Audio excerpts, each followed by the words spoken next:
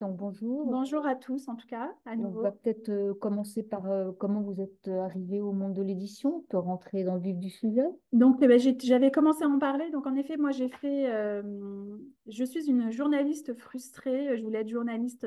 Voilà, j'étais prise pour faire une hypocagne et finalement, je n'y suis pas allée au lycée Hélène Boucher. Et j'ai fait des études courtes. J'ai fait de l'import-export au départ. Et puis, voilà, quand même dans le domaine du papier. J'ai travaillé longtemps dans un service achat pour la presse française. La presse française était organisée à l'époque en centrale d'achat pour acheter des grosses bobines qui servent à imprimer voilà, la presse. Donc, j'ai travaillé dans un service achat avec les imprimeries de tout, voilà, du groupe Le Monde, Télérama, pendant 8 ans, un marché très, très, vraiment passionnant. Donc, j'étais quand même au cœur du réacteur, en tout cas de cette partie un peu de l'iceberg qu'on ne voit pas. Derrière la presse, il y a il y a une grosse industrie et qui garantit d'ailleurs un approvisionnement voilà, du papier pour la presse en cas de conflit, etc. C'était vraiment des choses clés à l'époque, notamment pendant la Deuxième Guerre mondiale. Donc, toujours est-il que je suis venue au monde de l'édition en reprenant un cursus d'études. J'ai fait un congé individuel de formation dans une école qui s'appelle l'EMI-CFD, qui forme des journalistes, des photojournalistes, des éditeurs, des rédacteurs, des secrétaires des rédactions. C'est une très, très bonne école. Elle forme beaucoup de photographes de presse qui sont aujourd'hui en activité d'ailleurs. C'est une école, moi, donc, que j'ai suivie pendant 9 mois. Donc, c'était 7 mois d'école et ensuite 2 mois de stage. Et j'ai fait un premier stage dans l'édition au sein des éditions textuelles. Textuel a été racheté depuis par le groupe Actes Sud et donc c'est dirigé par une très grande éditrice qui s'appelle Marianne Théry, dont le compagnon, bonjour, hein, bonjour, bienvenue, dont le compagnon a notamment été un des directeurs des Rencontres d'Arles. Je pense que si vous avez peut-être déjà été aux Rencontres d'Arles. C'est un grand festival international de photos que je vous conseille, au-delà de la beauté de cette ville. Voilà, pendant tout le mois de juillet, enfin la première semaine de juillet, vous avez ces rencontres. Enfin, toujours est-il que je voulais déjà travailler à l'époque dans la photographie, parce que j'aimais déjà beaucoup la photographie. Et ensuite, donc, j'ai continué ce parcours. Enfin, voilà, j'ai quitté le service achat de cette centrale d'achat de la presse française. Et j'ai intégré une maison d'édition à l'époque qui s'appelle les éditions Ozu, qui a énormément grandi, qui est le numéro 4 de l'édition jeunesse aujourd'hui, et dont le fils donc, venait de reprendre l'activité librairie. Et moi, je suis arrivée à ce moment-là. Euh, on a notamment créé ce fameux loup qui est devenu une figure très importante dans l'édition jeunesse qui a été déclinée. Ils ont vendu des tonnes et des tonnes d'exemplaires. Et moi, j'étais côté, comme je venais de l'industrie, j'ai commencé dans l'édition par le côté industriel du métier, par le biais donc de la production. Donc à l'époque, j'ai monté le service fabrication qui n'existe pas. On a énormément développé les relations avec l'Asie. On imprimait énormément d'ouvrages en Asie à l'époque, parce qu'il y a des livres à système, des tout cartons, des livres avec des matières, etc. Donc c'était assez passionnant. Je suis restée 2 ans, un peu plus de 2 ans, et après j'ai intégré le groupe Editis, dont tout le monde parle en ce moment, puisqu'il vient d'être donc revendu par Bolloré. Et donc, j'ai été pendant 6 mois au sein des éditions Nathan, toujours en jeunesse. Et après, j'ai arrêté la jeunesse parce que j'étais épuisée, parce que c'est très, très dur. La jeunesse, c'est ce qui est le plus complexe en termes de production. Et j'ai intégré les éditions du Cherche Midi. Donc, j'ai travaillé 8 ans aux éditions du Cherche Midi en tant que directrice de production. Donc, quand on parle production, c'est de la fabrication des livres et c'est aussi tout ce qui concerne la correction des livres, donc tout ce qui concerne le travail sur les textes. Donc, c'est des métiers qui sont très particuliers dans l'édition. On appelle ça la composition. C'est voilà, des prestataires particuliers qui s'occupent de la mise en page des livres et puis la correction, hein, le travail vraiment stricto sensu sur le texte et la partie aussi direction artistique. Donc, j'encadrais aussi la DA. Voilà. Et on faisait. La La DA, DA, c'est la direction artistique dans notre tu nous jargon. expliques si tu Ouais, les ouais. cibles. DA, c'est direction artistique dans notre jargon.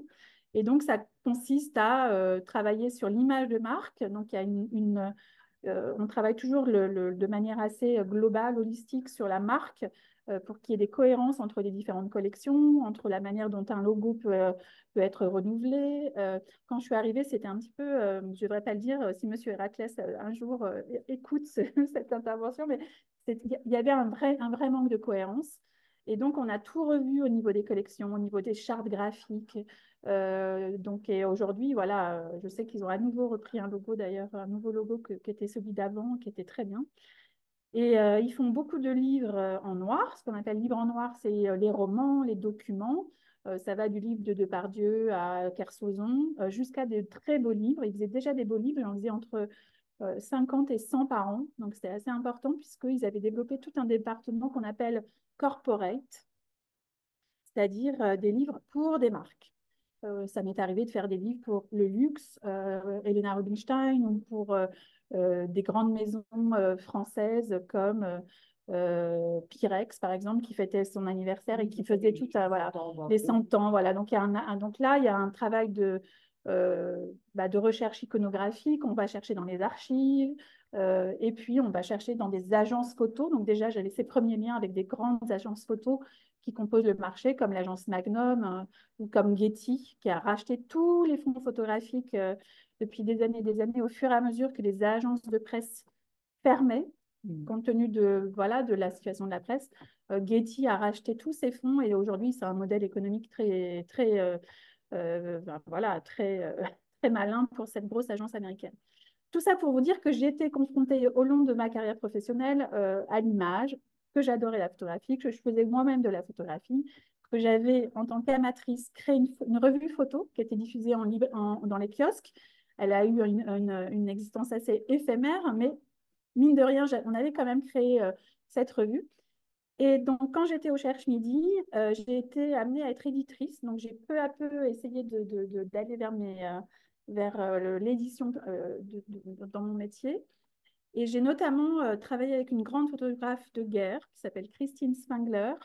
Vous avez vu ses affiches partout dans Paris parce qu'elle a exposé au musée de la Libération qui est à Denfert-Rochereau. Et c'est son image qui était l'image de l'exposition, une image de Phnom Penh en 78 ou 78, oui, 78. Elle vit encore? Elle vit encore, Christine, elle a une 80 et quelques.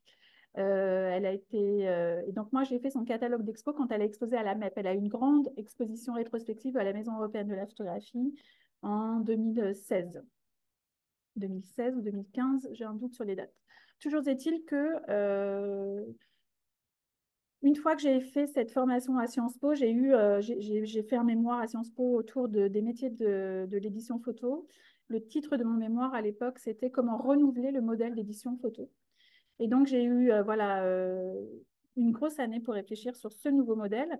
Entre-temps, moi, j'avais fait connaissance de mes futurs associés. Et mes futurs associés, en fait, sans eux, je n'aurais pas créé Meria. En fait, il s'agissait de ne pas ajouter une maison d'édition supplémentaire sur le marché. Je trouvais que ça n'avait pas de sens, sauf à faire de la très grande qualité en termes de reproduction des images. Donc, dans Emeria, il y a tout ce que j'aimais aussi dans mon expertise, c'est-à-dire la production pure, c'est-à-dire l'industrie, comment reproduire de manière la plus belle possible les images. Et il y avait aussi la volonté de ce que j'avais appris, touché du doigt à Sciences Po quand je vous parlais des médias, c'est-à-dire cette transformation digitale des médias, comment utiliser les outils du digital que les jeunes générations connaissent par cœur. Voilà, vous êtes, comme on dit dans le jargon digital, native, vous êtes né avec ces outils-là. Et donc, comment utiliser les outils du numérique pour continuer à faire des beaux livres et à maintenir ce niveau de qualité, d'exigence qualité qu'on voulait maintenir. Excuse-moi, Camille. Est-ce que tu dirais qu'à ce moment-là, quand tu étais à Sciences Po et quand tu as réfléchi à ce modèle, l'état de l'édition photo était... Enfin, il lui manquait quelque chose, vous étiez en perte de vitesse ou quelque chose Oui, comme en ça? fait, il y a eu un vrai engouement pour les livres de photographie. Vous vous souvenez, dans les années 80-90, il y a eu La Terre vue du ciel. Il y a eu ces grands succès de librairie avec Yann Arthus Bertrand. Ça, c'est dans les années 80-90. Ouais, déjà, ouais. C'est très vieux déjà. 90 peut-être, ouais. La Terre vue du ciel. Moi, je pense que j'avais 20 ans, ouais, dans les années 90. Donc, ça date, mais bon, il y a eu... voilà. Après, vous avez... pour parler du marché, vous avez de grands groupes comme le groupe Hachette, par exemple, qui avait de très grandes marques, qui a très très bien marché avec les éditions Azan, avec Voilà, il y avait de très belles marques éditoriales dans des grands groupes. La Martinière fait encore de très beaux catalogues, de beaux livres. La Martinière, Le Seuil. Vous avez encore de très belles maisons. Après, vous avez des éditeurs qui ne font que de la photographie. Parmi eux, un des plus connus, mais voilà, il est décédé malheureusement, et donc sa maison a évolué aussi, c'est Xavier Barral, un grand monsieur d'édition photo. Vous avez les éditions Delpire qui ont existé il y a longtemps et puis qui sont revenues, qui marchent très bien. Vous avez les éditions textuelles, donc, dont je vous parlais tout à l'heure, où j'ai fait mon premier stage et qui ont été rachetées par Actes Sud. Vous avez comme ça quelques marques éditoriales très fortes. Évidemment, ce sont des marques souvent mondiales aussi. Les éditions Taschen, donc beaucoup le monde anglo-saxon, les éditions Taschen en premier, qui ont inventé un modèle, eux, en cassant les prix, c'est-à-dire qu'eux, ils ont utilisé le marché mondial pour faire des économies d'échelle sur les coûts de production. Donc, avec un marché mondial, vous imprimez 20 000 exemplaires, donc ça vous réduit vos coûts de production de manière drastique, et donc vous pouvez vous permettre de baisser le prix de vente, et donc ils ont inondé le marché avec leur modèle de petits catalogues d'expo à 20 euros, 25 euros, ça a très bien marché. Et vous avez par exemple une autre marque qui s'appelle Times and Hudson, que vous devez voir en librairie, ils sont tous diffusés, c'est des marques internationales, ou Rizzoli New York par exemple. Rizzoli font de très beaux livres pour les marques de luxe. Mes associés travaillent d'ailleurs avec eux. Donc le marché, c'était des grosses maisons, souvent internationales, qui inondaient le marché, des maisons françaises, de grands groupes français qui ont d'ailleurs, le groupe Hachette est un groupe international. Hein. Aujourd'hui, c'est le deuxième groupe mondial, donc ou le troisième, je ne sais plus, mais ils ont des grosses maisons aux États-Unis. Voilà. Vous avez de grandes marques françaises, La Martinière, Le Seuil, par exemple, Flammarion aussi, que je ne les oublie pas. Et après ça, vous aviez des éditeurs spécialisés photo qui marchaient plutôt très bien, qui fonctionnaient aussi beaucoup avec des coproductions ou des coéditions, c'est-à-dire que euh, pour leur modèle économique était basé sur le fait de monter ces projets à plusieurs. Donc, par exemple, quand j'étais aux éditions textuelles, Marianne Théry passait beaucoup de temps à aller voir ses confrères en Allemagne ou en Angleterre pour essayer de coproduire ensemble, c'est-à-dire qu'on coproduit chacun dans notre coin, mais au même endroit on imprime. Donc, on a juste, voilà, c'est un peu technique, mais on change les plaques d'impression pour entrer, parce que c'est quand même sympa la technique. Quand vous imprimez, vous avez des plaques en aluminium où on imprime en 4 couleurs. C'est pour ça qu'on dit en quadrichromie. Le noir, le jaune, le magenta, qui est comme un rose, et le bleu, le cyan. Avec ces 4 couleurs, vous faites un panel de couleurs énorme. Vous pouvez imprimer un livre. Quand vous imprimez en français, vous vous arrangez dans votre maquette pour que tout soit imprimé en français, en noir, avec le noir et pas avec 4 couleurs. Donc, vous ne mélangez pas les couleurs sur le texte. Ce qui fait que si vous voulez faire une version anglaise, vous avez juste la plaque du noir à changer dans votre maquette. Et comme ça, on imprime de l'anglais en même temps. Donc, c'est beaucoup plus économique. Au lieu de changer les 4 plaques, vous en changez qu'une seule. Et ça se fait où, l'impression? L'impression, c'est... Alors, pendant longtemps, on a imprimé en France. Et après, on a imprimé beaucoup en Asie, beaucoup en Chine pour baisser les coûts de production. Depuis quelques années, les coûts de transport ont monté drastiquement puisque vous en êtes les premiers à savoir quand on va chercher de l'essence pour sa voiture, les prix de l'énergie ont vraiment augmenté de manière drastique. Donc, depuis 3-4 ans, il y a eu un plus 30% des coûts de production. Donc, il y a énormément d'éditeurs qui ont rapatrié en Europe, mais principalement en Europe de l'Est, tous les pays de l'Est. Donc, Lituanie, Estonie, il y a un peu en Turquie aussi maintenant. Nous, on a fait un autre choix.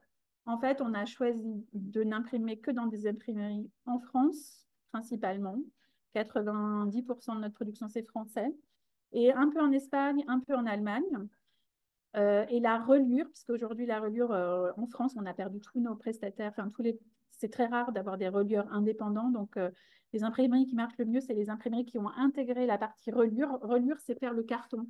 C'est relier le livre, le coudre, coller les gardes. Ça, on appelle ça les gardes. Et faire la reliure carton, le carton.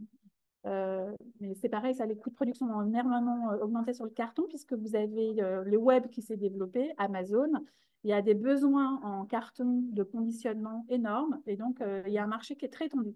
Il faut savoir que même si c'est français, le marché est mondial. Toutes les matières premières qu'on achète, que ce soit l'encre, le papier, tout ça, c'est mondial. Voilà. Donc, pour revenir sur le marché, il y avait aussi donc, ces grands groupes internationaux, ces grands groupes français et une myriade de micro-éditeurs. Aujourd'hui, le marché, c'est ça.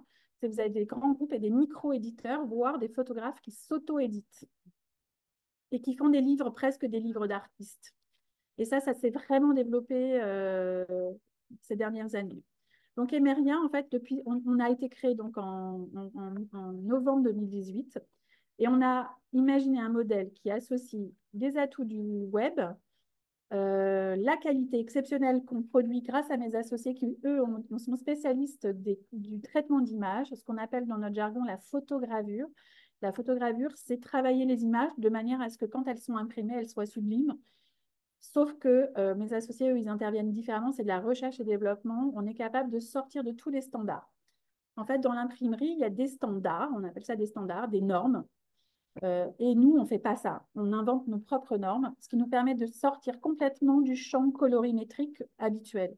Si par exemple, si vous avez 100 couleurs dans les normes, nous, on est capable d'en imprimer 300, 400. C'est beaucoup plus précis.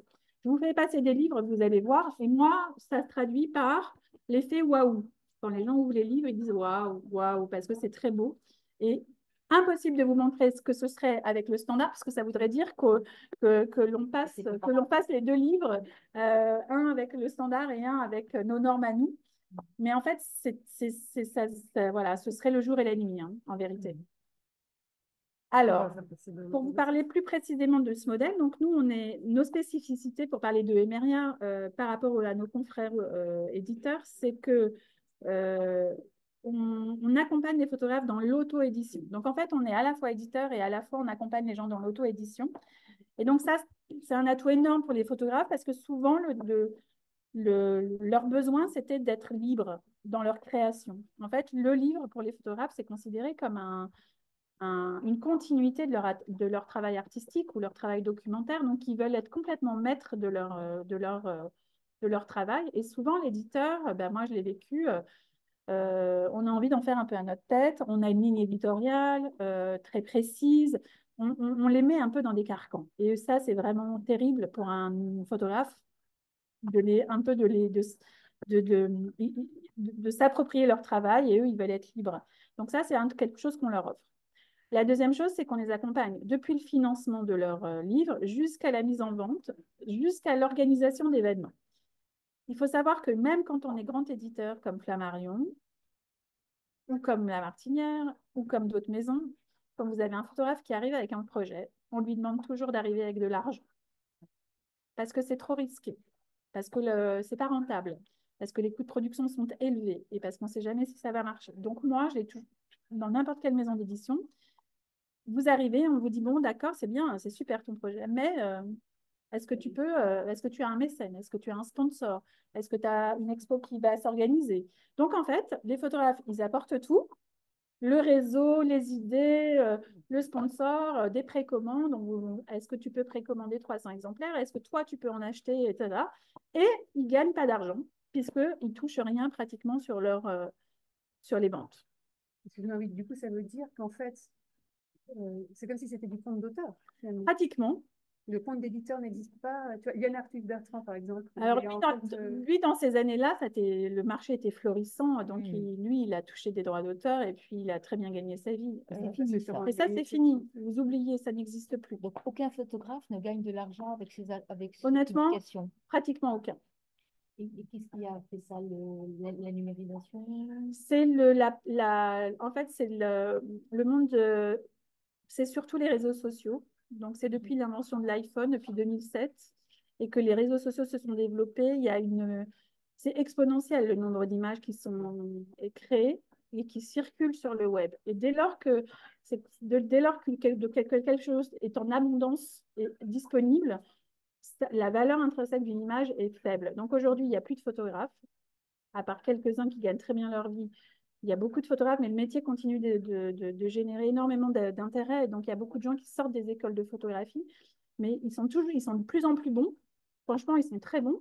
Par contre, il n'y a plus assez de presse, il n'y a plus assez d'argent pour acheter de la presse. Plus personne n'envoie un reporter faire des reportages à l'étranger. Quand il vous envoie, c'est vraiment très rare. Il n'y a plus de grands reporters. Pourquoi? Parce qu'il y a des gens sur place. Avec le monde du numérique aujourd'hui, vous avez l'AFP fait ça tout le temps sur les terrains de guerre. On trouve quelqu'un en local, un correspondant local. Donc, la valeur d'une image, son statut a énormément changé au cours des dernières décennies. Et avec lui, la disparition des magazines, d'ailleurs, qui s'occupent du photojournalisme, à part Paris Match qui tient à peu près le coup, à part le Figaro Magazine qui tient à peu près le coup, les autres, c'est très, très, très dur. Donc, les modèles économiques de la presse sont très liés d'ailleurs à ce qui s'est passé dans l'édition de beaux livres. Donc, aujourd'hui, si vous voulez, si ça marche, c'est Vincent Munier. Donc, nous, on travaille, c'est mes associés qui font tous les livres de Vincent Munier. Vincent Munier, c'est le monsieur qui a créé La Panthère des Neiges, le film aussi qui a eu un César. Donc, lui, typiquement, il a compris ça depuis longtemps. Il a créé sa propre maison d'édition, donc il s'auto-édite. Donc, ça s'appelle Kobalan. Et mes associés donc, produisent tous ces livres. Donc, en fait, si vous voyez la qualité des livres de Vincent Munier, qui sont quand même aussi à l'origine de son succès, c'est un peu grâce à mes associés. Et donc, moi, je travaille que avec mes associés pour la production, parce que ces livres sont sublimissimes. Vous ouvrez, c'est somptueux. Donc, c'est vraiment ce modèle. Nous, on est la seule maison d'édition en France à avoir notre propre plateforme de crowdfunding. Donc, de financement participatif. Donc, nous, on a notre propre. Vous avez la plupart, c'est Ulule ou KissKiss, BankBank. Nous, on a créé notre propre plateforme. Alors, de quoi vous vivez, puisque vous dites finalement… Eh ben, nous, notre modèle économique est basé sur le fait qu'on finance tous nos projets. Donc, ils sont déjà financés. On facture nos services. Donc, on est un prestataire de services, c'est-à-dire qu'on facture la partie éditoriale, l'accompagnement, le fait qu'on est comme un agent, puisqu'on trouve des lieux pour exposer. On vend aussi des tirages d'art. Donc, on est aussi comme une galerie. Et tout ça, on vend nos services. Et on prend évidemment un pourcentage sur les ventes. En général, le pourcentage sur les ventes, il est équilibré avec le photographe. Donc, dès qu'on a vendu un exemplaire, une fois que le livre est financé, que les coûts de production sont financés, on commence à gagner de l'argent. Et alors, ça se vend bien, les livres photos? Ça dépend lesquels. Aujourd'hui, on a à peu près 3 lignes éditoriales qui se dessinent avec Emeria. Vous en avez entre les mains, vous avez un peu des exemples. J'ai essayé d'apporter des exemples un peu représentatifs de notre maison. Une première ligne, c'est la photographie documentaire, donc des livres un peu engagés. Vous avez le livre sur la Bosnie qui est en train de passer. Vous avez celui-là, là, c'est un livre qui vient de paraître sur c'est les parcours d'AMP. L'AMP, c'est l'assistante médicale à la procréation. Le photographe a suivi plusieurs personnes qui sont en parcours AMP. Et vous avez une partie texte avec des gens. Bon, là, en plus, on en a parlé récemment quand M. Macron a parlé de réarmement démographique. Donc, un livre, voilà, on essaye de faire des choses un peu engagées. Et puis, donc, on a une autre verticale qui concerne les livres qui sont autour de la préservation de la nature, autour des questions environnementales. Ça, c'est le premier livre Emeria. On a fait un livre sur les baleines. Voilà. On a fait le livre notamment de Laurent Balesta, qui est très connu, qu'on a vu beaucoup, qui est le pendant de Vincent Munier, mais côté sous-marin. C'est lui qu'on a vu. Il a inventé Ils ont fait des conférences d'ailleurs tous les trois, Vincent Munier, Laurent Balesta et Thomas Pesquet, puisque il a inventé cette technique qui consiste à pouvoir rester sous l'eau pendant 3 semaines entre 100 mètres et moins 200 mètres. Vous savez, sans être obligé de faire les sas de décompression. Donc, il reste, enfin, voilà, celui-là, il a très bien marché. On en est à au moins 2000 ou 3000 exemplaires vendus, ce qui est très bien pour un livre photo. Vous vendez dans toutes les librairies? Alors, on a au niveau de nos réseaux de vente, on est en librairie. On est distribué par les Belles Lettres, qui est une très bonne maison de diffusion. On est aussi distribué à l'international. Donc, tous nos livres sont bilingues ou anglais et français séparés. Et on organise aussi des événements où on vend directement nos ouvrages. Des expositions? Des expositions, des présentations. C'est un peu varié, quoi. Et vous faites des expositions photos? Exactement. Ouais. Donc là, par exemple, j'ai un livre que je n'ai pas apporté là, mais un livre qui va… Là, j'ai oublié la 3e piste, c'est des livres un peu d'artistes avec de la photographie un peu plus artistique, comme celui-ci. Voilà, ça, c'est un photographe norvégien. Il est un peu… Je le trimballe, donc voilà. Et on fait des objets aussi, C'est-à-dire qu'on fait aussi des éditions un peu limitées qui sont proches des objets d'art. Donc là, par exemple, c'est une exposition qu'on a organisée dans une galerie Place des Vosges. Euh, et là, c'est pas forcément sous la forme d'un livre, mais là, typiquement, vous pouvez créer votre exposition à la maison. Ce sont comme des tirages d'art, en fait. Et ça, c'est très, très beau. Voilà, je vous laisse passer dans ce sens-là.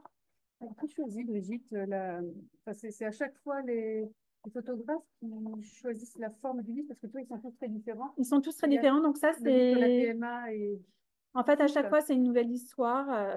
On s'adapte vraiment au livre, à la cible aussi qu'on souhaite avoir. C'est une discussion entre le photographe, nous et la direction artistique. On monte des équipes, en fait, à chaque fois différentes.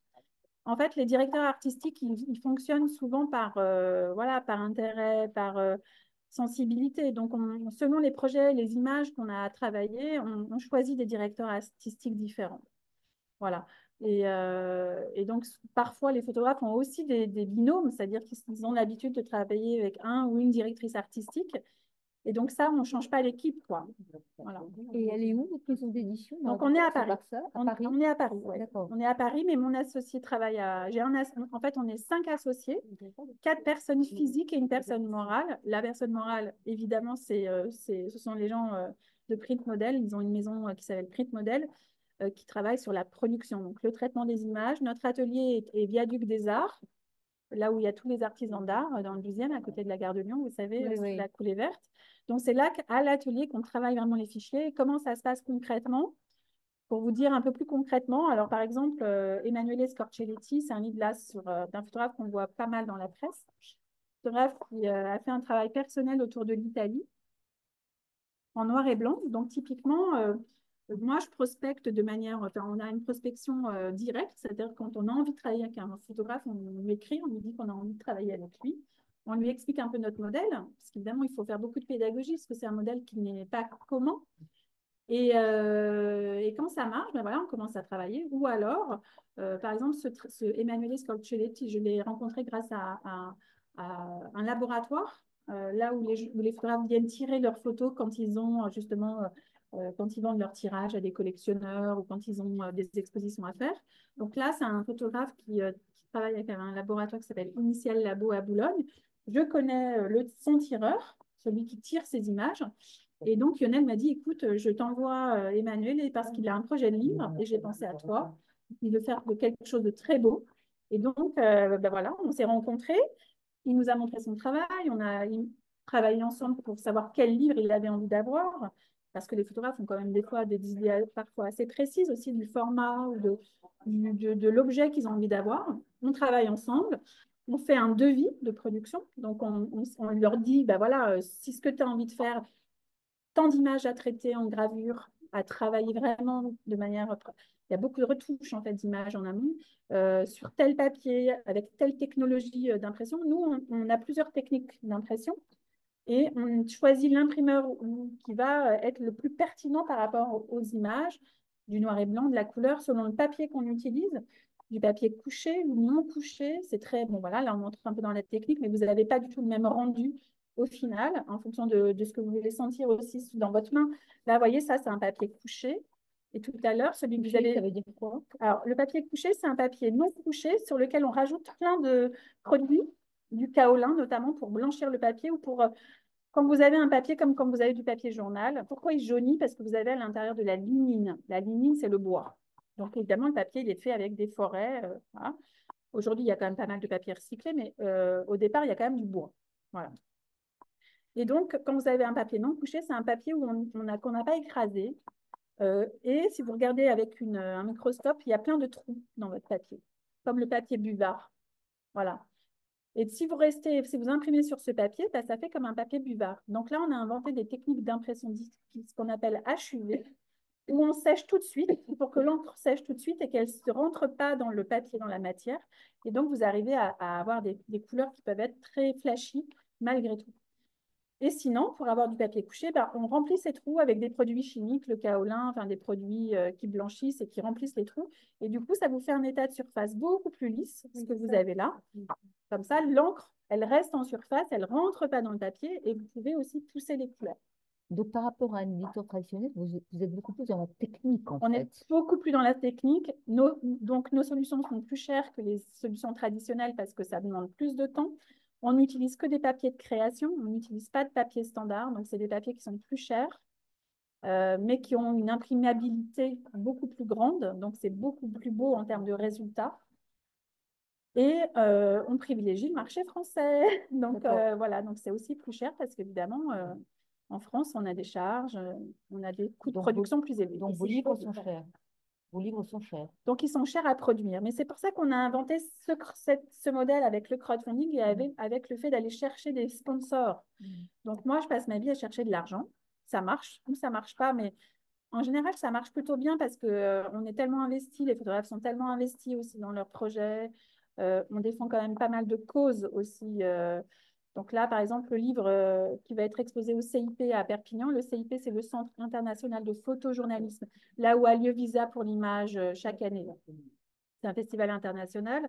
On a fait un livre avec ce photographe qui est un ancien militaire. Enfin, il était photographe dans l'armée pendant plusieurs années. Et on a fait un livre sur le syndrome de stress post-traumatique des militaires français. Donc, c'est un livre très pointu, mais très engagé parce que c'est vrai que, surtout depuis la guerre en Ukraine, le monde a changé ces dernières années. Quand on parle d'envoyer des troupes, donc c'est des choses qui peuvent, qui sont très en fait concrètes, même si on n'a pas envie de le voir. Donc c'est un livre très important. J'ai lutté pour faire ce livre. C'est un photographe que j'aime beaucoup, qui travaille sur des sujets de société autour des gens qui sont un peu invisibilisés, que ce soit les militaires blessés psychiquement, c'est quand même juste terrible, alors que ces gens se sont battus pour défendre un certain système de valeurs que moi je défends avec beaucoup de conviction. La liberté, notamment c'est aussi autour de la liberté des femmes. Donc voilà. Voilà, ouais. En fait, la France est engagée en opéra. Alors là, on a ce qu'on appelle en OPEX. Les OPEX, donc les opérations extérieures, on est engagé sur beaucoup de terrains en vérité. Donc l'Irak, tout le Sahel, il y en a encore qui sont engagés beaucoup. Et bon, c'est des émissions secrètes dont on ne parle pas aux actualités, mais il y a beaucoup de Français, notamment même les forces spéciales. Il y a des gens qui sont atteints de syndrome de stress post-traumatique et qui sont dans les forces spéciales. En fait, c'est ça qui est intéressant, c'est qu'on a aussi ces a priori sur la force masculine, la virilité, le fait de ne pas avoir peur. Et puis, vous avez des gens qui reviennent de mission et qui sont d'un coup et qui se rendent pas. Enfin, voilà, c'est. Bon. Bref, donc ça va être exposé à Perpignan pendant 2 mois et demi. On a envie de faire venir le monde scolaire, les lycéens. C'est une vraie réflexion aussi sur la violence, sur cette histoire de la violence depuis l'Antiquité, avec ce syndrome du héros grec ou du héros antique, complètement, à qui rien ne peut arriver, qui incarne un certain nombre de valeurs très viriles, etc. Donc, c'est hyper intéressant. Et donc, là, on a trouvé des mécènes privés. Là, le ministère commence un peu à bouger, mais c'est très compliqué puisqu'on appelle quand même la Grande Muette. Ça, elle porte encore bien son nom. Mais voilà, donc c'est une expo que moi, j'ai été chercher avec le photographe. On a lutté depuis plusieurs mois pour essayer de monter cette expo et on y arrive. Donc vous n'êtes vraiment pas une maison d'édition ordinaire. Non, on fait beaucoup de choses en fait. On fait beaucoup de choses pour accompagner le photographe, pas seulement dans le livre, mais aussi dans l'organisation d'événements. Et j'ai une question aussi par rapport au choix éditorial que vous faites pour les livres, ce que vous avez expliqué sur les techniques. Vous les discutez avec le photographe pour lui dire, voilà, il y a beaucoup de pédagogie. On a envie de montrer les livres de cette manière-là, avec cette technique. Tout à fait. Ça, c'est des discussions. Il y a beaucoup de rendez-vous en amont, en fait, pour être sûr que, en fait, le résultat final que le photographe veut obtenir, c'est ça ou ça. Et souvent, c'est lié à leur tirage, justement. Tous les photographes impriment leur travail. Ils impriment des tirages. Et donc, ils exposent la plupart avant de faire ce livre. Le livre, il n'arrive pas comme ça au premier chef. Quand vous êtes photographe, vous avez besoin de produire, de faire des expos, d'être publié dans la presse ou dans des magazines d'art, selon ce que vous faites. Vous vendez vos tirages à des collectionneurs, vous les vendez à des musées, vous les exposez dans des institutions. Et donc, à un moment donné, vous faites un vrai choix esthétique. Et nous, notre objectif, souvent, c'est d'être le plus proche possible de ce résultat final. Et souvent, quand on imprime avec des technologies de tirage qui sont des tirages avec du jet d'encre, et là, vous êtes en 7-8 couleurs selon les machines.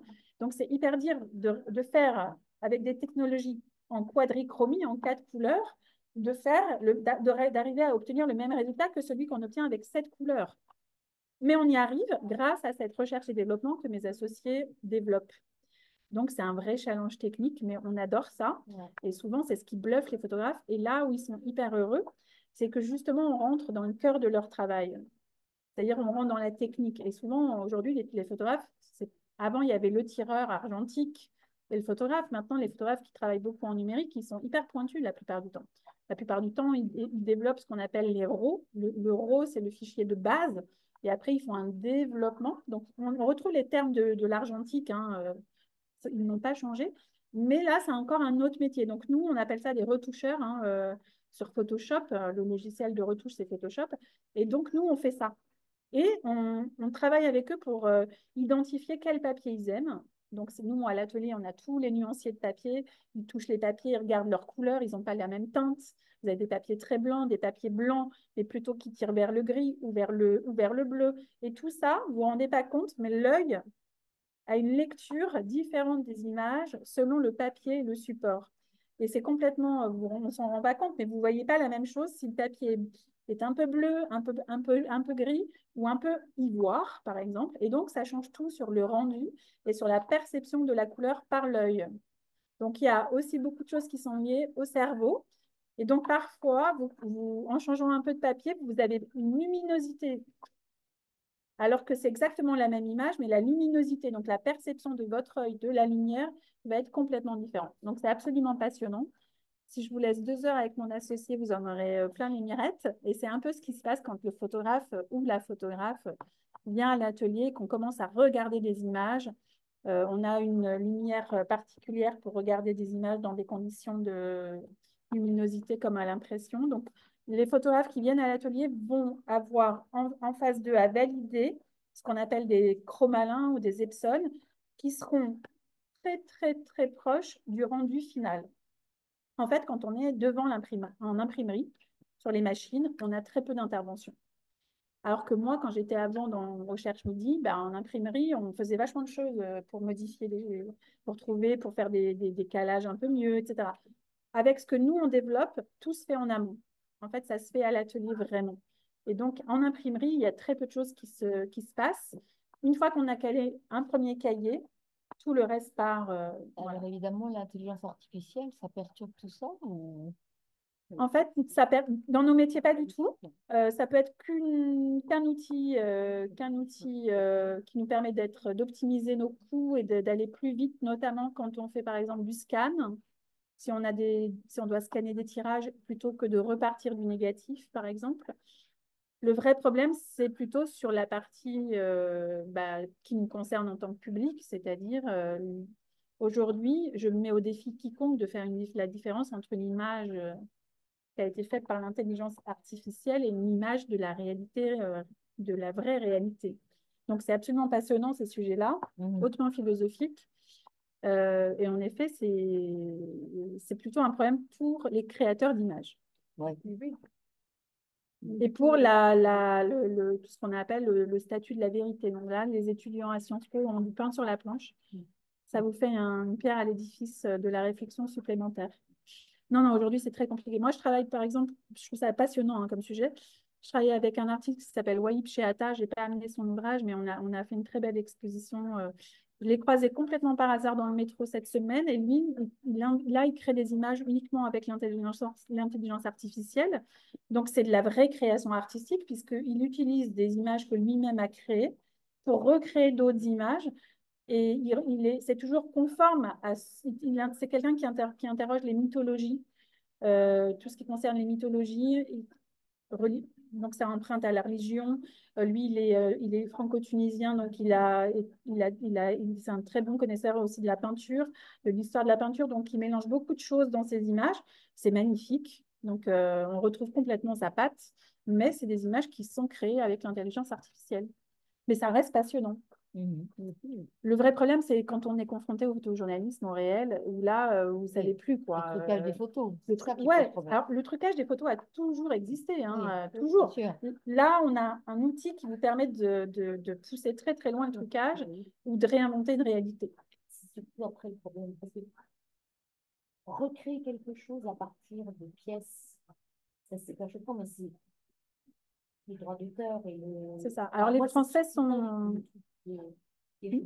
J'ai plus le proverbe en tête, mais il y a un proverbe qui dit que les Américains innovent, les Allemands améliorent, je crois, et les Français réglementent. Ouais, c'est ça. Hein. Donc nous, on est obsédés par le droit d'auteur, à juste titre, hein, mais c'est vrai que souvent, ça aussi empêche de pousser très loin. Le droit d'auteur, il y a longtemps, de toute façon, qu'il est complètement dévoyé. Et malheureusement, les photographes gagnent très mal leur vie aujourd'hui. À part certains qui s'en tirent très bien et tout, mais ça devient très compliqué, ouais, c'est vrai.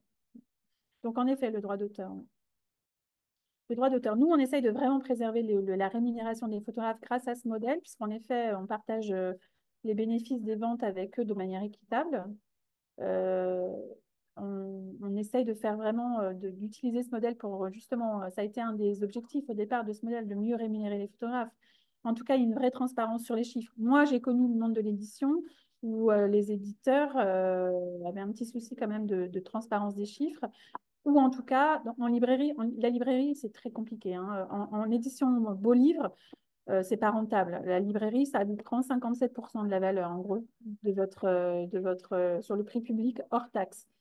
Les libraires, en moyenne, prennent 38%. Et ensuite, vous avez la diffusion-distribution. Donc, la diffusion, c'est la partie commerciale, donc les représentants qui vont en librairie. Le livre, on le vend, il n'existe pas encore, ils le vendent en amont. Et ensuite, vous avez la partie logistique. Donc, il faut transporter les livres de l'entrepôt jusqu'à la librairie. Grosso modo, vous perdez 57%. Ils vous prennent 10% en plus en amont, enfin au tout début, parce qu'ils estiment qu'il faut anticiper sur les retours, parce que vous savez, les librairies n'ont aucun risque financier. Quand ils renvoient le livre, on les rembourse. Donc, moi, je ne connais pas un métier où, quand vous ne réussissez pas à vendre votre produit, on vous rembourse, quoi. C'est juste dingue. Alors, moi, j'adore la librairie, mais ça fait partie de ces modèles qui sont immuables. Il ne faut pas y toucher. C'est un tabou. Et les éditeurs, depuis plusieurs années, essayent de voir comment, c'est pas contourner ce modèle, mais le vrai problème, c'est qu'on ne connaît pas le lecteur final. Quand vous êtes éditeur lambda, vous savez pas qui sont vos clients. Vous avez un intermédiaire, on appelle ça une économie d'intermédiaire, quoi. Donc, depuis des années, ça a été la même chose pour les médias. Les médias, aujourd'hui, grâce au web, ils connaissent leur lecteur. Ils savent analyser de manière très précise qui est leur lecteur. Une femme, un homme, quel niveau d'études, ils ont des outils pour connaître leur lecteur et du coup faire du marketing. Donc après, voilà, les éditeurs, ils ont encore ce problème-là de jouer le jeu de la librairie. Mais les libraires connaissent leur lecteur, mais pas les éditeurs. Voilà. Donc, pour l'instant, ils sont interdits de vente en ligne. Donc, nous, on vend en ligne. Hein, on vend en ligne avant, pendant le crowdfunding. Mais moi, ce que j'explique aux libraires, souvent on me dit, ah oui, mais les libraires, ils n'aiment pas trop quand vous faites du crowdfunding parce que c'est des clients en moins. Et je leur explique que si on n'a pas de crowdfunding, il n'y a pas de clients du tout puisqu'il n'y a pas de livres. Donc, il faut que tout le monde joue le jeu, quoi. Alors, qui achète des livres de ce type? Parce que c'est des livres quand même assez coûteux. Ouais, en fait, nous, on est sur des livres qui sont minimum. Et moi, je trouve ça pas cher du tout parce que je sais ce qu'il y a derrière en termes de création, en termes de technique, en termes de qualité de papier, de fabrication française. Mais ils sont autour de 65 € quand même. Oui. Donc, ça dépend des livres. Par exemple, on a un livre qui s'appelait Eau forte, que je n'ai pas apporté. C'est un très grand livre. On a tout vendu en 3 semaines. Il était à 75 €. Donc, le prix est un faux problème. Quand vous touchez votre cible et qu'elle est prête à mettre ce prix-là, bon, évidemment, il y a toujours une saisonnalité dans les livres de photographie ou les beaux livres. Ça se vend surtout en fin d'année pour Noël. Même s'il y a des initiatives pour essayer de lutter contre cette saisonnalité. On a notamment quelqu'un qui a créé un prix des libraires qui donne des prix du beau livre tout le long de l'année. Il y a le prix HIP aussi qui essaye de faire ça, de mettre en avant un livre photo par mois. enfin même plus qu'un livre photo, selon les, voilà, il y a le livre auto-édité justement, le livre documentaire, etc. Il y a plusieurs. Mais c'est très compliqué. On n'achète pas un livre tous les 5 minutes, un beau livre, ou alors on va acheter un livre à 20, 25 euros, un roman.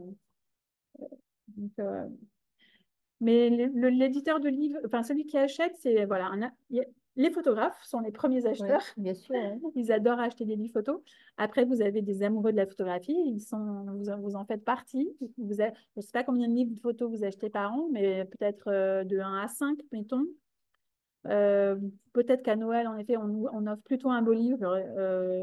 D'ailleurs, ce côté objet, je l'ai vu moi en tant que directrice de prod au Cherche Midi, parce qu'on faisait beaucoup d'efforts pour faire de très jolis livres, même en livre roman, par exemple. Le roman, celui qui a gagné le prix Goncourt, typiquement, la maison l'Iconoclaste, ils font hyper attention à leur couverture. Leur couverture est jolie, Et voilà, donc il y a énormément d'efforts qui sont liés au fait même les livres de poche. Souvenez-vous, les livres de poche, à un moment donné, ils ont fait des collections super belles, avec des petits coffrets, etc. Donc, oui, exactement. Donc ça, c'est vraiment une tendance qu'on a vue un peu irriguer tout le secteur éditorial.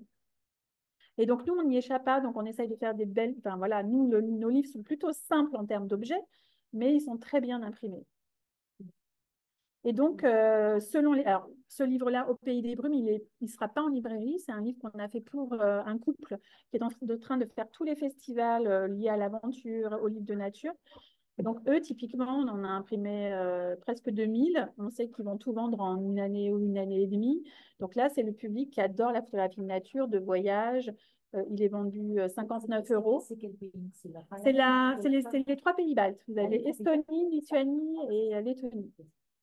Le livre sur la guerre en Bosnie, je sais que celui-là, il va se vendre au fil du temps parce qu'il y a en 2025 les 30 ans du génocide de Srebrenica et des accords de Dayton.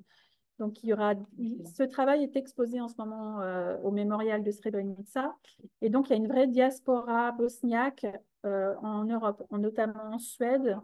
Vous avez une vraie diaspora. Donc, je sais qu'en Bosnie, il va se vendre. Donc, on fait des livres aussi un peu engagés qui vont se vendre sur le long terme. Les baleines, on continue à en vendre toutes les semaines parce que c'est un livre qui plaît à toute multigénération. Les enfants, les gens qui adorent les baleines, voilà. Le livre d'art, là, c'est plutôt collectionneur, notre cible. Donc, on a fait une présentation chez Arcurial, par exemple. On organise des expos et on cherche à... Voilà. Le livre sur l'Italie, ben voilà, il avait fait une très grande expo en Italie, ça a plutôt très bien marché là-bas. En France, un peu moins parce qu'on devait organiser une expo, puis finalement, elle ne s'est pas faite. Le livre sur les problèmes de fertilité, bah, là, c'est vraiment un public complètement captif. Hein. Tous les gens, les couples autour de vous, qui vont être concernés par... moi, j'en ai dans ma famille. En fait, il s'avère qu'on connaît tous quelqu'un qui a fait appel à l'AMP pour avoir un enfant ou qui est en train de le faire. Donc, et c'est un livre super parce qu'on se sent un peu moins seul. Hein. Moi, voilà, j'ai travaillé sur ce projet pendant quelques mois. Je sais que les gens qui font ce type de parcours se sentent souvent très seuls et c'est très difficile d'en parler autour de soi, même à ses proches. Donc, c'est un livre qui est génial parce que ça permet de se sentir un peu moins seul et de retrouver voilà, une forme de communauté de cœur sur des gens qui vivent la même chose. Donc, voilà, selon les projets, on ne touche pas forcément le même public. Ouais. Mais il y a un vrai public de photos. Mais on reste sur un marché de niche. Hein. La durée de vie, bon, on sait que chez les libraires, au-delà d'un certain temps, Ils renvoient. Ouais. on renvoie et après ça passe au client. Et comment fonctionne le mécanisme des livres d'art et ceci en particulier? Leur temps d'exposition? Ouais, il reste un peu plus longtemps que les romans parce qu'il y a quand même une production plus faible. Ouais. Donc, moi, ça m'arrive J'ai des livres, là je ne l'ai pas apporté, mais on a fait un livre sur le Japon. Je sais que ce livre sur le Japon, les gens adorent le Japon en général. Il peut rester 1 année, 2 années chez un libraire. Après, sur des livres qui sont un peu plus complexes, bon, bah, il les renvoie parce que typiquement, en fait, si vous mettez un livre en librairie maintenant, ils vont le garder jusqu'à la fin d'année. Puis quand les livres de Noël, entre guillemets, arrivent, ils vous renvoient les bouquins. Ou alors, ils renvoient beaucoup de livres. Les grosses périodes, c'est août pour les retours parce qu'il y a toute la rentrée littéraire de septembre qui arrive. Donc en août, ils sont plus ou moins en vacances, ils font le vide dans les stocks et ils préparent la rentrée littéraire. Et en janvier, il y a des gros retours, janvier, février, puisque il y a tous les livres de Noël qui sont renvoyés. Quoi. Donc, ils reviennent chez vous et après... Nous, on pilonne rien. Quel est, Oui, c'est ça. quel est le circuit? Parce que c'est des livres. En fait, on reprend tous nos livres. Finalement. On reprend Ouais. tous nos livres. Notre plateforme logistique est du côté de Strasbourg. Et on reprend tous les livres et on les trie nous-mêmes. Et en fait, on s'aperçoit qu'il y a plein de livres qui sont pilonnés et qui ne devraient pas l'être. C'est scandaleux. Et après, vous les vendez? On les vend. On les vend. Pour l'instant, on s'en est pas vraiment occupé, donc on les stocke en attendant de voir comment on les vend moins cher en fait. On a un prix un peu comme une seconde main. Il y a un marché. Ah oui, non, mais c'est Il y a un scandaleux. marché pour des livres d'expo il y a 3-4 ans et puis qu'on Tout cherche. à fait. Donc on les garde, on les garde, on les garde. On garde tout. On pilonne rien. Ça nous fait trop de mal, le pilonner des trucs. Ah non, ça non, mais c'est surtout qu'on s'est rendu compte qu'ils pilonnaient des livres qui n'étaient pas du tout abîmés, qui étaient vendables. Il y a juste le fil militaire qui était parti. Bien sûr. Et ils étaient en parfait état. Bien sûr. Donc sur des livres en plus où on est en rupture de stock et où ça coûte très très cher de réimprimer, non, une horreur absolue. Donc quand on s'est rendu compte de ça, à un moment donné, j'ai dit non, mais on arrête ça tout de suite. On reprend tous les livres, on ne pilonne rien. On va pilonner à la marge uniquement les livres qui vont arriver très abîmés, qui ne sont pas vendables. Parce que la reliure est complètement cassée. Là, ça ne se vend pas. Donc là, il n'y a pas de sens. Et puis, un jour ou l'autre, si vraiment on a envie de s'en débarrasser, entre guillemets, je préfère les offrir dans un pays où ils n'ont pas de livres, ou dans une bibliothèque, ou dans une école. Que tout le monde en profite. Il devrait y avoir, je dirais pas un marché permanent, mais un second marché. Alors, il existe de plus en plus grâce au web, justement. Vous avez, alors, il y a eu beaucoup Mona Lisa. Il y a des gens qui sont vraiment positionnés surtout sur le beau livre. Par exemple, quand vous allez à Arles, vous avez un monsieur qui fait ça très bien. Il reprend des vieux stocks et donc il a des livres qui valent des fortunes parce que plus vous attendez, plus vos livres valent cher en fait. Vous avez des livres qui deviennent des livres un peu cultes sur certains photographes. Et donc, il y a un vrai marché pour le livre d'occasion rare. Ça cartonne. Je pense que c'est vrai pour l'ensemble des livres d'art. Tous les livres d'art, ouais, c'est vrai. Alors, pas pour tous, parce qu'il y en a qui ne sont pas aussi intéressants que d'autres, mais sur certains photographes, vous avez des photographes qui sont aujourd'hui décédés, mais qui ont fait de très, très beaux livres il y a 20, 30, 40, 50 ans. Ils valent des fortunes. Ben, j'exagère, mais ils valent cher. Ils valent cher. Donc, il y a un vrai marché du livre de photos sur des photographes qui sont devenus des photographes un peu cultes avec des livres qui sont eux-mêmes devenus cultes puisque vous avez eu un âge d'or de ça dans les années 50, 60. Voilà, même entre deux guerres. Mais ce n'était pas du tout les mêmes techniques, mais vous avez des livres, oui, dans les années 50, 60, notamment, même si vous avez des livres de Robert Capa ou de Bresson, des livres de l'époque, ça cartonne sur le marché de la seconde main, justement. Livres d'art de collection, ouais. Donc, nous, c'est ce qu'on essaye de développer. On se dit que, par exemple, ce livre-là du Norvégien, il est magnifique. On en a fait 600. Ils sont tous numérotés ou signés, je crois. Je ne sais plus. Mais je sais que ceux-là, aucun intérêt de les pilonner. Ils vont gagner. Leur valeur va augmenter au fil du temps. Vous avez de quoi stocker tout ça? Parce qu'après, il y a pas de stockage. Non, on a ce qu'il faut. Ouais, on a ce qu'il faut. C'est quoi le tirage? Le départ moyen? Nous, comme on est souvent sur des versions bilingues et qu'on touche un marché international, c'est minimum, vraiment 800 exemplaires, c'est le strict minimum, quoi. Parce qu'après, il n'y en a pas assez. En plus, les photographes, ils en ont pour eux. Hein. Nous, on a à peu près 10% du tirage qui est pour eux. Ils peuvent en disposer comme ils veulent. C'est aussi une rémunération pour eux. Donc, ils ont le droit de les vendre. Ouais, parce que c'est votre carte de visite quand vous êtes photographe. Donc c'est très important. Donc, c'est pour ça que cette qualité, c'est un atout essentiel pour nous par rapport à ce qu'on développe. Parce qu'ils savent qu'avec un livre fait par nous, chez Emeria, maintenant, on commence à être connu sur notre marché. C'est une vraie garantie pour eux de montrer leur travail de manière très haut de gamme, en fait, avec une haute valeur ajoutée. Et le choix du nom Emeria? Ça a été, on a mis du temps. Ça vient de Héméra, la déesse grecque de la lumière terrestre. J'ai insisté pour ajouter le i parce que je suis la seule fille de l'équipe, donc je voulais un petit côté féminin supplémentaire. Et le i est féminin. Je trouve le Héméria, je trouve que c'est vrai. plus féminin. C'est vrai. Donc voilà. Est-ce que vous avez des questions les uns les autres? J'ai dit beaucoup de choses, hein, Non, je suis très désolée. Non, Mais c'est vrai que j'en parlais avec mon expert comptable l'autre jour. Ce qu'on fait, c'est, on est une petite maison, mais ce qu'on fait, c'est complexe parce qu'on gère plusieurs devises, on a plusieurs points de stockage, on gère plusieurs niveaux, plusieurs réseaux commerciaux. On gère des photographes qui ont tous une personnalité très différente. Donc, il y a beaucoup de psychologie aussi, beaucoup de pédagogie à mettre en œuvre. Et, euh, et donc, on ne s'ennuie pas. Alors moi, tout ce que vous avez expliqué, vous avez fait beaucoup d'autres métiers avant, finalement. Et Oui, donc là, je fais un peu la synthèse de tout ce c'est que ça, c'est ce que j'ai. j'allais vous dire. Exactement. C'est qu'en fait un long apprentissage qui aboutit à un Exactement. métier assez Oui, particulier. parce que quand on envoie des livres à l'étranger, il faut connaître les incoterms. Donc ça, c'est des techniques de C'est commerce ça. international que moi, j'ai pratiquées pendant plusieurs années. On fait du dédouanement, il faut connaître ce que c'est que le dédouanement. Il y a plein de métiers différents. Et alors, vous êtes concerné par tous ces rachats de maisons d'édition, ces grandes Ben, manœuvres. on les voit de loin. Et ça vous concerne ou vous êtes Non, pas en dehors vraiment. de tout ça? Pas vraiment, pas vraiment. Moi, j'ai encore plein d'amis qui sont restés au sein d'Editis, par exemple.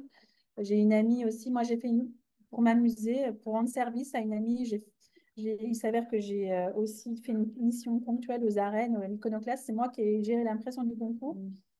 Elle devait partir en vacances. Elle était très fatiguée parce qu'elle n'avait pas pu prendre de vacances cet été. Donc, j'ai géré l'impression du concours. Je crois que c'est la seule fois de ma vie où j'aurais à faire ça, mais c'était génial. Et donc, c'était grâce à vous, la belle couverture, alors? Non, il existait avant. Le D'accord. livre, ils avaient déjà eu le prix de la FNAC, des lecteurs de la FNAC. Donc, le livre avait déjà un très beau succès, Veillez D'accord. sur elle. Ouais. Et moi, je suis arrivée voilà, au moment du prix Goncourt. Donc, j'ai entendu ce hurlement de joie. Ouais, j'imagine. Voilà. Donc, moi-même, j'ai un livre que je n'ai pas apporté là, mais il était il prend de la place. J'ai eu la chance d'avoir des prix aussi. Donc, la reconnaissance pour nos professions, c'est un peu comme. Alors, on a notre prix Goncourt à nous. Ça peut être un prix Arles, par exemple, qui est voilà, une très belle reconnaissance. Il y a pas mal de bourses, de prix qui sont. Là, on vient d'avoir pour un livre une bourse du CNAP, le Centre national des arts plastiques. C'est la première fois qu'on a une bourse institutionnelle, publique. Voilà. Donc, c'est super d'avoir des prix. Non. Oui. Ça ne veut pas dire qu'on vend toujours, Non. mais Alors, le concours, oui, oui, hein, le le concours, concours, ça a ça très marche. bien marché Puis, parce c'est que le quand même livre une est très garantie, bien. le prix. Ouais. Ouais. Un prix dans le Ouais. public photo, c'est une belle garantie. Ouais. Ouais. J'ai eu ce prix pour un livre d'une photographe iranienne qui s'appelle Mariam Ashrafi, que Ah j'adore. oui, c'est bien. Et c'était un livre sur le Kurdistan. Et elle va être exposée encore là.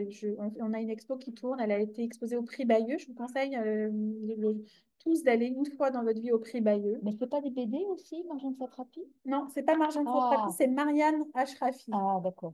Ouais, non. Le prix Bayeux, c'est un festival de photographie qui a lieu à Bayeux au mois d'octobre. C'est génial parce que c'est des expositions. Déjà, Bayeux, c'est génial comme ville. Il y a la tapisserie. Déjà, il y a la tapisserie à voir et ce sont des photos qui parlent du monde d'aujourd'hui. C'est des photographies du photojournalisme de guerre. Le festival, il a 40 ans ou 30 ans. Ah, comment? Ouais, ouais. Et il y a dans cette région, il y a une vraie appétence pour le photojournalisme et donc il y a beaucoup de pédagogie auprès des publics collégiens, lycéens. Il y a plein de gamins qui veulent être journalistes parce qu'il y a plein de photographes qui vont en école parler de leur travail, de comment on documente la guerre. Et les expos sont de très très belle qualité, c'est une super programmation. Et vous avez un auditorium où chaque soir, vous avez des films. Donc, vous avez la photo, mais vous avez aussi des films documentaires. Et à la fin de la semaine, il y a des prix qui sont remis aux journalistes, presse écrite, presse radio, photographie. Et moi, j'ai vu des choses extraordinaires là-bas. Je vous conseille Perpignan pour le photojournalisme. Donc, notamment Mariam Ashrafi, ce livre qui a eu 2 prix. J'ai eu un prix en France et un prix aux États-Unis. Un très beau prix. Elle a fait ce qu'on appelle le vidéobook. Donc, à Perpignan, chaque soir, vous avez une projection de photographie. C'était génial. C'était super. Très émouvant. Donc, il s'est préparé très longtemps en amont. Ça dure à peu près 6 minutes. Donc, c'est le photographe qui est interviewé. Donc, vous entendez sa voix. Vous entendez sa voix commenter le travail et vous avez une mise en musique et un diaporama qui est organisé. C'est sublimissime. Elle avait une signature ensuite à Visa. Donc, moi, j'y suis allée au mois de septembre, là. Et donc, moi, j'accompagne souvent les photographes en festival, en signature. Elle est dans la filiation de Reza ou pas du tout? Elle a bossé pour Reza pendant 3 ans. C'est mieux que Reza. Et C'est mieux vous allez y aller cette année? Je ne sais pas encore. Ouais. Elle travaille qu'en noir et blanc, mais je vous conseille, enfin, si vous devez acheter un seul livre, Emeria, achetez celui-ci, c'est du noir et blanc. Elle a passé 6 ans entre le Kurdistan syrien et irakien pendant la guerre en Syrie. C'est sublime. C'est une femme vraiment exceptionnelle. Elle est aussi réalisatrice. Elle a fait un film documentaire. On retrouve voilà, ce qu'on développe chez Emeria. Elle a fait un film sur le syndrome de stress post-traumatique des journalistes. Donc, le travail de ces journalistes qui sont blessés sur les terrains de guerre. Allez-y, allez-y. Donc, très grand livre, très bien imprimé, évidemment, et très beau texte. Le texte a été écrit par un journaliste du Monde qui est maintenant en Italie, mais qui a fait partie de ces journalistes qui ont été blessés en Arménie. Je ne sais pas si vous vous souvenez. Vous avez eu deux journalistes du Monde qui étaient mandatés pour le Monde en Arménie, pas le dernier conflit, là, mais celui d'avant. Et lui, il a été très, très grièvement blessé. Et c'est lui qui a écrit ce texte, très beau texte sur le Kurdistan. Donc, ça s'appelle S'élever au milieu des balles. Non, je vais y arriver. Danser entre les balles, s'élever au milieu des ruines. Voilà, c'est un livre magnifique que j'aime beaucoup. Je tiens beaucoup à ce livre. Et donc, voilà, elle a été exposée au Prix Bayeux et elle a été exposée ensuite à Caen pendant un festival qui met en avant justement des jeunes journalistes qui font venir plein de journalistes de partout dans le monde. C'était super. Donc, le mémorial de la paix? Non, mais avec comment il s'appelle le couvent là, ça je connaissais pas ce lieu sublime. Le couvent, exactement, ouais, exactement, l'abbaye aux Dames. Elle a été exposée sous les arcades là, c'est très très beau. Donc Visa pour l'image et elle a été exposée sur les grilles aussi à Toulouse. Enfin, l'expo a bien bougé, ouais. Voilà, et on continue, hein, on continue. Il faut parler encore des Kurdes. Ce peuple maudit qui nous a sauvés de l'État islamique et qu'on remercie en laissant la Turquie les trucider. Voilà, donc bon, là j'ai des projets, si vous voulez, je peux vous terminer là-dessus. Oui, parce que sinon vous n'allez pas, je vais pas m'arrêter, on va passer allez-y. Donc là, j'ai un très beau projet avec une photographe, c'est en cours de crowdfunding, une photographe américaine qui s'appelle Christina Mittermeier. C'est une femme très engagée, ça fait 30 ans qu'elle fait de la photographie sous-marine, mais aussi elle documente les peuples autochtones, hein, donc elle a travaillé beaucoup en Afrique.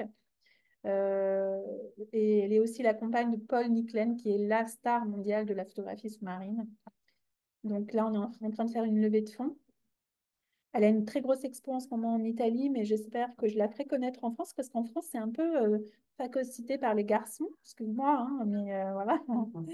Donc, il y a beaucoup de vedettes, de photographes un peu voilà, très connus dans le monde de la photographie sous-marine ou de la photographie de nature. On le voit d'ailleurs, il y a un festival si vous aimez la photographie de nature, c'est le festival un peu incontournable, c'est Montier-Ander, où il y a beaucoup de photographes de nature. Et donc, il y a pas beaucoup de femmes qui sont représentées et elle n'est pas très connue alors qu'elle fait un beau travail. Enfin, voilà, elle fait des très beaux portraits. C'est vraiment une femme assez incroyable. Elle a créé une fondation qui vient en aide qui investit dans la préservation des océans et qui donne pas mal d'argent à d'autres ONG. On a un très beau livre aussi en préparation sur l'Afrique, un photographe qui est né à Madagascar mais qui a toujours vécu en Afrique de l'Est et qui documente ce dont on parle beaucoup, cette tension entre le monde sauvage et les activités humaines. Hein. La savane et le monde sauvage est de plus en plus grignoté par la surpopulation, enfin voilà, par les modifications en Afrique qui sont très rapides. Donc là, on avait rendez-vous, par exemple, je l'ai amené au musée de la nature et de la chasse. J'essaie d'organiser une présentation dans l'auditorium qui est génial au mois de Paris Photo, peut-être. On a Paris Photo aussi, l'événement photo mondial, c'est Paris Photo. Donc, on a été exposé au Paris Photo en 2018, en 2019. Après, il y a eu le Covid. Au départ, on était un peu entre les deux, entre édition, tirage, parce on fait aussi des tirages. Donc, mais voilà, maintenant, on est côté éditeur. Vous avez au mois de novembre, le mois de la photo, il y a plein de choses qui se passent à Paris, hein. Tout le monde est là pour voir de la photo. Qu'est-ce qu'on a comme autre projet? Pourquoi vous nous avez dit, vous ne savez pas, parce En fait, qu'ils décident non, très tard de leur programmation, c'est ça? non, en fait, ils sont déjà dessus, mais nous, on n'est pas encore. Eux, ils font vraiment de la photographie artistique, plasticienne. Ils font venir beaucoup de gens de l'étranger. Oui. Donc, on n'est pas encore. On n'est pas encore. On a été à Arles, mais dans le off, en fait, D'accord. dans le festival off. J'avais fait une grosse expo de 8 photographes en 2019. C'était super. Très beau succès. Très, très beau succès. Et qu'est-ce qu'on a d'autre dans les tuyaux? Là, c'est un livre aussi sur le Zimbabwe, comment parler d'économie avec la photographie. Donc, c'est un super joli projet sur les fameux billboards. Vous savez, ces panneaux publicitaires où nous, on est habitué à avoir de la pub, sauf que là-bas, il n'y a pas de publicité, ils sont vides. Et, c'est comme on documente le phénomène de l'hyperinflation. Ils ont imprimé des billets de banque de 100 000 milliards de dollars. On a du mal à y croire, mais c'est vrai. Et donc, c'est intéressant parce que ça met en perspective ce qu'on est en train de vivre ici en Occident avec ce phénomène de la dette qui est très inquiétante, en tout cas qui m'inquiète beaucoup moi. Mais donc, c'est hyper intéressant. Là, on essaye de faire appel à justement des économistes français pour mettre ça en perspective. On a aussi un livre sur les moutons d'Écosse. Donc là, le côté très nature. Voilà. On travaille avec un photographe anglais qui travaille pour la fondation de l'Agacan, qui a fait un trajet sur la route de la soie, les nouvelles routes de la soie. Voilà. Un livre très artistique avec une artiste qui s'appelle Lily Rose. Donc là, c'est quelque chose qui est très artistique autour d'une recherche aussi sur l'intime, sur la famille. Voilà. Donc voilà, on continue dans ces trois directions. Euh, voilà, il faut vous abonner à notre newsletter. Comme ça, Alors, vous allez. quand est-ce que vous dites non à des projets, justement? Eh ben, quand on estime que la qualité du travail photo n'est pas à la hauteur, c'est-à-dire que ça ne sert à rien de mettre en œuvre tout ce qu'on met en œuvre si c'est pour des photos qui ne sont pas elles-mêmes à la hauteur. Ouais. On valide aussi le potentiel financier, c'est-à-dire la capacité de ce projet à trouver un public, donc à lever des fonds, puisque c'est tellement difficile de faire ce qu'on fait que si on n'arrive pas à financer nos projets, on est quand même super. Ça m'est arrivé malheureusement, hein. Par exemple, des projets où on sait on imagine qu'il y a un mécène qui va s'engager, puis au final, le mécène, il s'est passé quelque chose dans sa vie professionnelle, il n'a plus le budget, ou il est en train d'être acheté, etc. Donc, il peut plus s'engager, par exemple. Mais ça nous arrive très souvent de dire non, en fait. Ou on estime que le livre arrive trop tôt dans un parcours. Aujourd'hui, les jeunes photographes ont envie de faire des livres tout de suite. Il fut un temps où il fallait avoir une longue carrière derrière soi avant d'estimer faire un livre rétrospective. Et là, en fait, dans les écoles photo, ils ont envie de faire des livres tout de suite, même si c'est des projets plus discrets, plus justement proches de la micro-édition. Ils ont envie. Donc, c'est vrai qu'on a de jeunes photographes qui nous demandent de faire des projets assez tôt dans leur parcours. Mais des fois, c'est un peu trop tôt, donc on sait qu'on aura du mal à financer. Et vous parlez de votre newsletter, donc c'est eperia.com. Vous allez sur emeria.com et en bas de la première page, vous pouvez vous inscrire. Très bien. Vous recevez chaque vendredi la photo du week-end.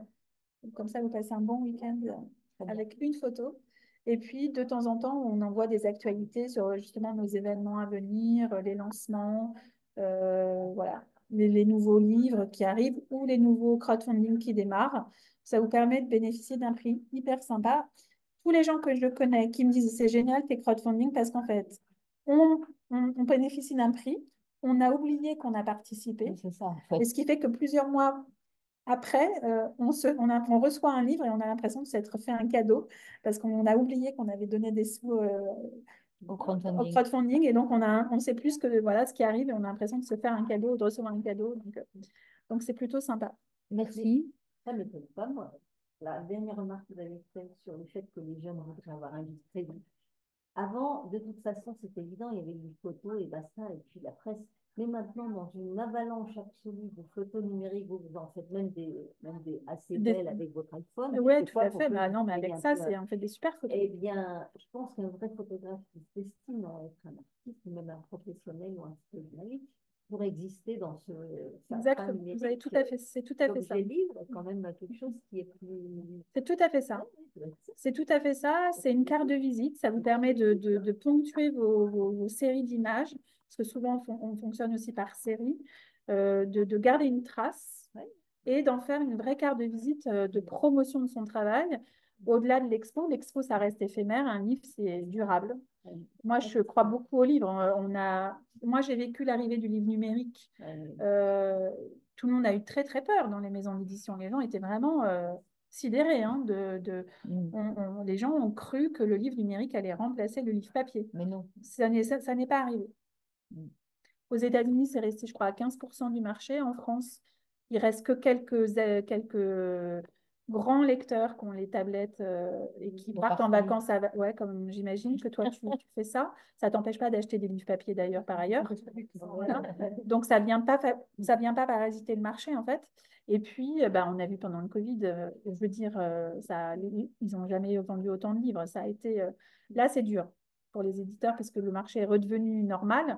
Et pendant le Covid, même moi, hein, j'ai fait une très très bonne année pendant le Covid. On a fait, je sais pas, presque 500 000 euros. Donc, c'était très bien pour une business. Vous disiez sur l'augmentation des coûts aussi, qui est quand même, qui remplirait les livres, qui est quand même un Non, sujet. l'année du Covid a été une année exceptionnelle pour l'édition. Ouais. Les gens étaient à la maison, Moi, ils pour ne ça, dépensaient pas leur argent Ouais. autrement. Et puis, on avait besoin d'avoir des histoires. C'est sûr. Fenêtre ouverte, Et des fenêtres ouvertes sur le monde. Merci. Merci, beaucoup. ravie d'avoir partagé ça avec vous. Et à vous. Et grâce à vous, on avance encore plus. Merci beaucoup. On tient le coup. Il y avait des questions, madame qui est au Danemark. Est-ce que vous avez des questions? Est-ce que vous êtes encore là? Elle a éteint son écran. Non, elle est là, toujours. Mais Elle arrive. Ah. Est-ce que vous avez une question? Je me demandais si vous étiez en contact avec les instituts français, par exemple. Alors là, par exemple, j'ai oublié d'en parler tout à l'heure. On vient de signer un contrat avec 2 photographes qui sont basés au Maroc et qui, eux, voilà, en fait, il faut être sur place, c'est plus facile, hein, vraiment. Et donc, eux, ils sont en train de monter une exposition avec l'Institut français au Maroc. Donc, il va y avoir une très belle exposition là-bas et on est en train d'essayer de trouver un éditeur au Maroc pour que, en fait, ce qui est clair, c'est que c'est plus facile de toucher un marché quand on est sur place. Donc, moi, Oui, bien sûr. quand j'étais dans l'import-export, donc là, l'idée, c'est de trouver, en effet, nous, on a un diffuseur-distributeur international, mais parfois, sur certains projets, quand vraiment on sent qu'il y a quelque chose qui peut dépasser nos attentes, nous, en termes de diffusion, on préfère essayer de négocier avec un éditeur local qui va avoir une vraie connaissance de son marché. C'est le cas pour la presse. Par exemple, pour qu'un livre se fasse connaître, il faut des relais presse. Marceline, elle nous avait d'ailleurs fait un très bel article sur Emeria au début.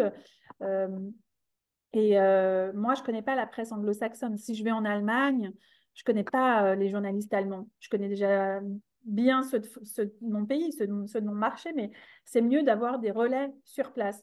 Et donc, c'est vrai aussi pour les instituts culturels qui sont des super relais, mais qu'on n'explore sans doute pas assez. D'ailleurs, je suis tout à fait d'accord avec vous.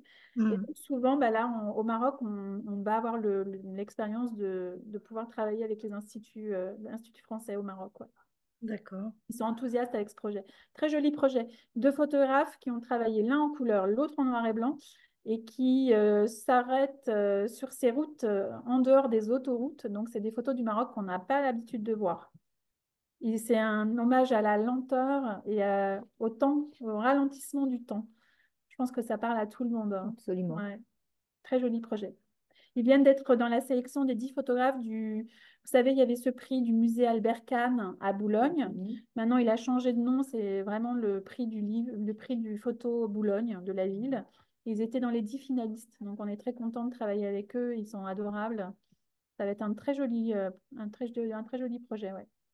Merci beaucoup. Un grand bonjour au Danemark. Mais vous pourriez prendre contact avec l'Institut français de Copenhague. Ouais, c'est une très Ça bonne pourrait idée. être une idée. Ouais. N'hésitez pas à m'écrire, hein, tous. D'accord. Mon adresse mail, c'est Brigitte, tout simple, @emeria.com. Très bien. D'accord. Voilà. N'hésitez Entendu. pas à m'envoyer un petit mot, comme ça on reste en D'accord. contact. Si je viens au Danemark, je viendrai vous voir. Ce Merci serait une bonne idée. beaucoup. Merci à Merci tous. à vous Mais- de m'avoir accueilli. Merci Marceline pour Merci cette à toi. invitation. Au revoir.